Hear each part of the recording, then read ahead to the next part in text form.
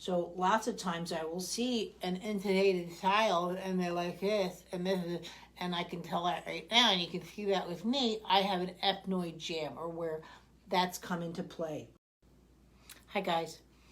A lot of our munchkins have had rough starts, right? People think of birth as birth trauma, and that's what happens. Well, I hate to say it, a lot of our kiddos have had medical or NICU trauma. I'm going into it that this week as Graham's having his 6th mouth surgery. He's had 5 sinus surgeries. He's had 3 sets of ear tubes and 2 benign tumors. That's just his head surgeries. When you're working with a child that has had birth trauma, but more so NG tubes and intubation, right? Now, some of them have had both. One of the biggest problems with intubation, and again, guys, please don't say, oh, I'm not going to intubate because I saw Michelle do it. The purpose of a hospital is to keep your child alive and your baby. We can't explain it to our children even after the fact. It is traumatic and it's real. But what happens for intubation is they can quite forcefully, especially if it's an emergency, they bring the head back, and I'll show you on my baby doll too, and open the jaw, and they bring back the head as enough to force the piping down the child's neck, right? And then they take over the breathing mechanisms. So they wouldn't do it something like this. They'll actually take the baby back. And by the way, they do this too for open heart surgery, especially with the munchkins, because it opens a chest up as well. They bring the head back quite. It might even done here, but usually they try and take it off, and they'll shove the apparatus down. They take that out. Now, some people will go, oh, I can always tell 98% of the time an intubated child. And that's why I'm discussing this, because the intubation changes the facial movements, right? What happens in a lot of times is, and again, these are just movements to look into, is you have a high risk of an atlas jam. Atlas is the first bone in the neck. One of the reasons why it's very difficult for intubated children to have head control issues afterwards is because the atlas is there to counter all the movements of the spine from the head. When it's jammed, right, now the spine and the head act as one. And so it's very hard to get that head control that we look at, because we don't, like now I can look at you and move my whole body around, or keep my body still and move my head around, right?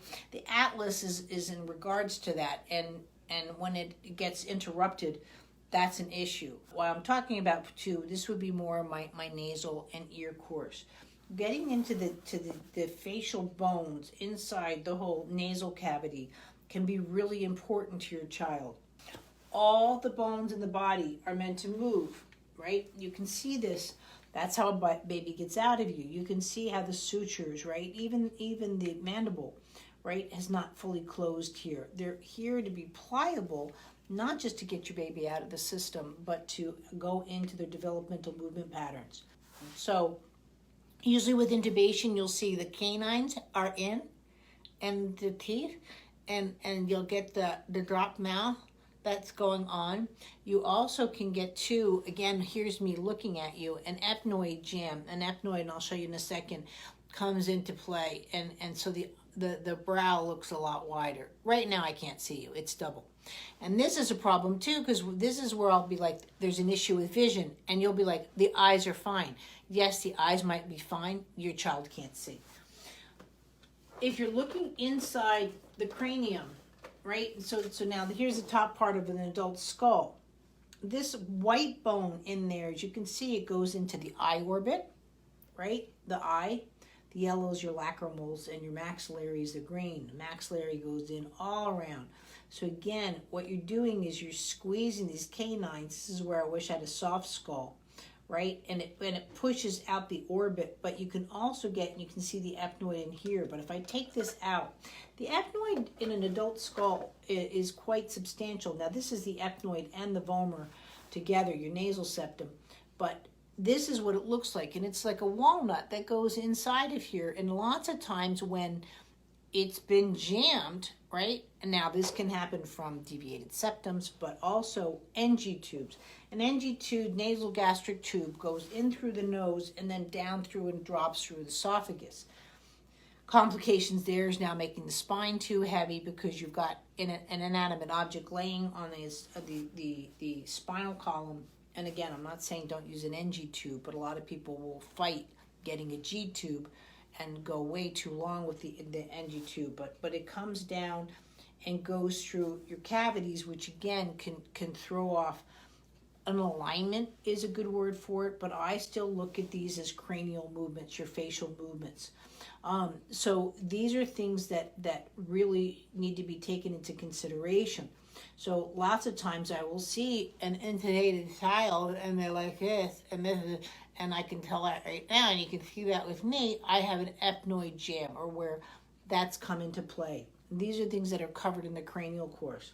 It is more advanced work. Why is it advanced?